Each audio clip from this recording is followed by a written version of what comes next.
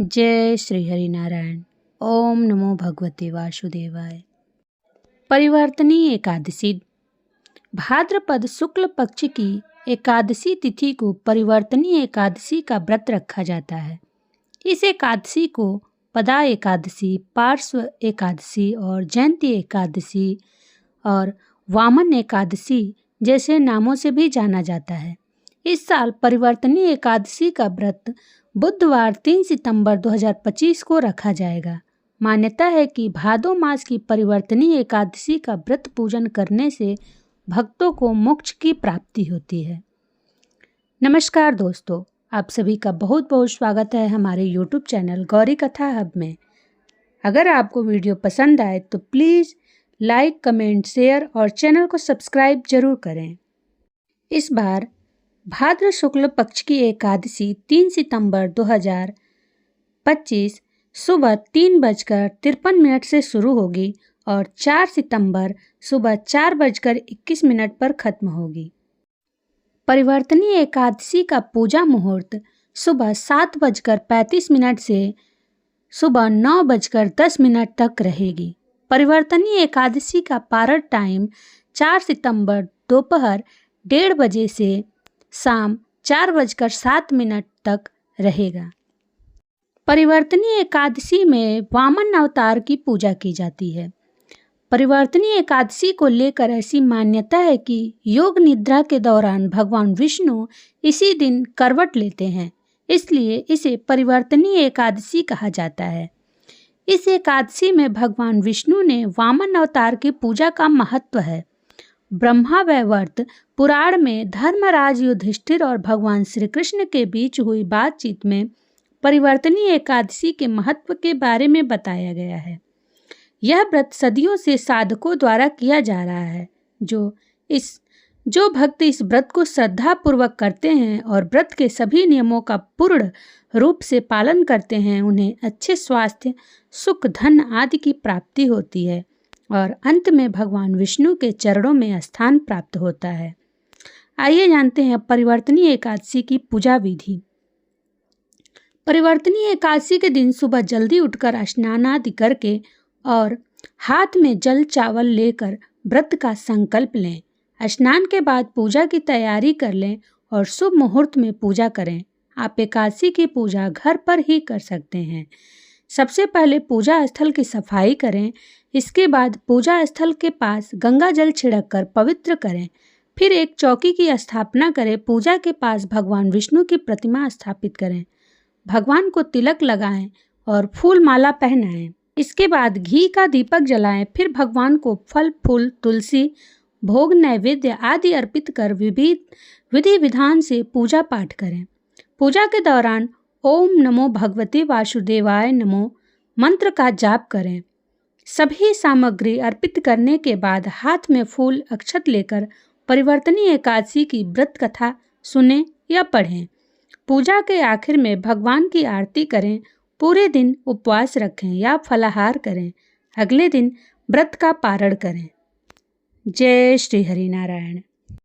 आइए सुनते हैं परिवर्तनी एकादशी की व्रत कथा। युधिष्ठिर कहने लगे कि हे भगवान, भाद्रपद शुक्ल पक्ष की एकादशी का क्या नाम है? इसकी विधि तथा इसका महात्म्य कृपा करके कहिए। तब भगवान श्री कृष्ण कहने लगे कि इस पुण्य, स्वर्ग और मोक्ष को देने वाली तथा सब पापों का नाश करने वाली उत्तम वामन एकादशी का महात्म्य मैं तुमसे कहता हूँ। तुम ध्यान पूर्वक सुनो। यह पदा परिवर्तनी एकादशी जयंती एकादशी भी कहलाती है। इसका यज्ञ करने से वाजपेय यज्ञ का फल मिलता है। पापियों के पाप नाश करने के लिए इससे बढ़कर कोई उपाय नहीं। जो मनुष्य इस एकादशी के दिन मेरी वामन रूप की पूजा करता है, उससे तीनों लोक पूज्य होते हैं। अतः मोक्ष की इच्छा करने वाले मनुष्य इस व्रत को अवश्य करें। जो कमल नयन भगवान का कमल से पूजन करते हैं, वे अवश्य भगवान के समीप जाते हैं। जिसने भाद्रपद शुक्ल एकादशी को व्रत और पूजन किया, उसने ब्रह्मा, विष्णु सहित तीनों लोकों का पूजन किया। अतः हरिवासर अर्थात एकादशी का व्रत अवश्य करना चाहिए। इस दिन भगवान करवट लेते हैं, इसलिए इसको परिवर्तनी एकादशी भी कहते हैं। भगवान के वचन सुनकर युधिष्ठिर बोले कि भगवान, मुझे अति संदेह हो रहा है कि आप किस प्रकार सोते और करवट लेते हैं तथा किस तरह राजा बलि को बांधा और वामन रूप रखकर क्या क्या लीलाएं की, चातुर्मास के व्रत की क्या विधि है तथा आपके शयन करने पर मनुष्य का क्या कर्तव्य है, सो आप मुझसे विस्तार से बताइए। श्री कृष्ण कहने लगे कि हे राजन, अब आप सब पापों को नष्ट करने वाली कथा का श्रवण करें। त्रेता युग में बलि नामक एक दैत्य था। वह मेरा परम भक्त था। विविध प्रकार के वेद सूक्तों से मेरा पूजन किया करता था और नित्य ही ब्राह्मणों का पूजन करता था तथा यज्ञ के आयोजन करता था। लेकिन इंद्र से द्वेष के कारण उसने इंद्रलोक तथा सभी देवताओं को जीत लिया। इस कारण सभी देवता एकत्र होकर सोच विचार कर भगवान के पास गए। बृहस्पति सहित इंद्रादिक देवता प्रभु के निकट जाकर और नतमस्तक होकर वेद मंत्रों द्वारा भगवान का पूजन और स्तुति करने लगे। अतः मैंने वामन रूप धारण करके 5वां अवतार लिया और फिर अत्यंत तेजस्वी रूप से राजा बलि को जीत लिया। इतनी वार्ता सुनकर राजा युधिष्ठिर बोले कि हे जनार्दन, आपने वामन रूप धारण करके उस महाबली दैत्य को किस प्रकार जीता? श्री कृष्ण कहने लगे, मैंने वामन रूपधारी ब्रह्मचारी बलि से 3 पग भूमि की याचना करते हुए कहा, ये मुझको 3 लोक के समान है और हे राजन, यह तुमको अवश्य ही देना होगा। राजा बलि ने इसे तुच्छ याचना समझकर 3 पग भूमि का संकल्प मुझको दे दिया और मैंने अपने त्रिविक्रम रूप को बढ़ाकर यहाँ तक कि भूलोक में पद, भूर्वलोक में जंघा, स्वर्गलोक में कमर, महलोक में पेट, जनलोक में हृदय, यमलोक में कंठ की स्थापना कर सत्यलोक में मुख, उसके ऊपर मस्तक स्थापित किया। सूर्य, चंद्रमा आदि सब ग्रह गण, योग नक्षत्र, इंद्रादिक देवता और शेष आदि सब नागगणों ने विविध प्रकार से वेद सूक्तों से प्रार्थना की। तब मैंने राजा बलि का हाथ पकड़कर कहा कि हे राजन, एक पद से पृथ्वी, दूसरे से स्वर्गलोक पूर्ण हो गए, अब तीसरा पग कहाँ रखूं? तब बलि ने अपना सिर झुका लिया और मैंने अपना पैर उसके मस्तक पर रख दिया, जिससे मेरा वह भक्त पाताल को चला गया। फिर उसकी विनती और नम्रता को देखकर मैंने कहा कि हे बलि, मैं सदैव तुम्हारे निकट ही रहूँगा। विरोचन पुत्र बलि से कहने पर भाद्रपद शुक्ल एकादशी के दिन बलि के आश्रम पर मेरी मूर्ति स्थापित हुई। इसी प्रकार दूसरी क्षीर सागर में शेष नाग के षष्ठ पष्ट पर हुई।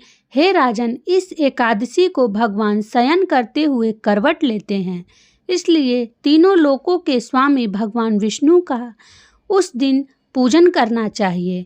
इस दिन तांबा, चांदी, चावल और दही का दान करना उचित है। रात्रि को जागरण अवश्य करना चाहिए। जो विधि पूर्वक इस एकादशी का व्रत करते हैं, वे सब पापों से मुक्त होकर स्वर्ग में जाकर चंद्रमा के समान प्रकाशित होते हैं और यश पाते हैं। जो पापनाशक इस कथा को पढ़ते या सुनते हैं, उनको 1000 अश्वमेघ यज्ञ का फल प्राप्त होता है।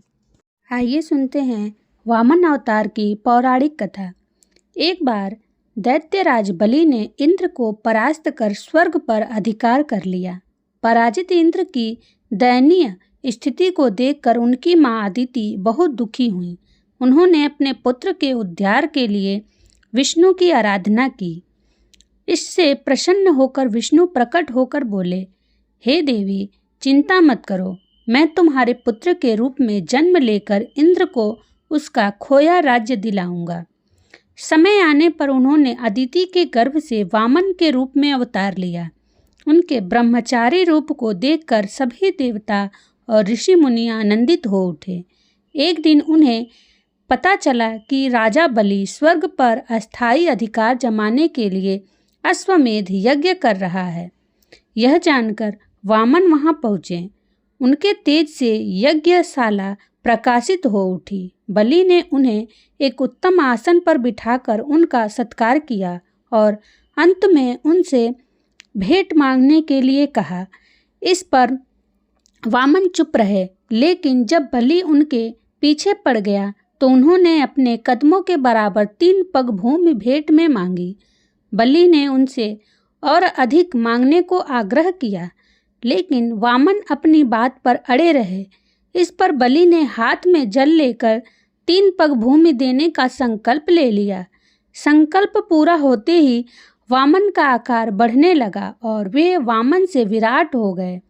उन्होंने एक पग से पृथ्वी और दूसरे से स्वर्ग को नाप लिया। तीसरे पग के लिए बलि ने अपना मस्तक आगे कर दिया।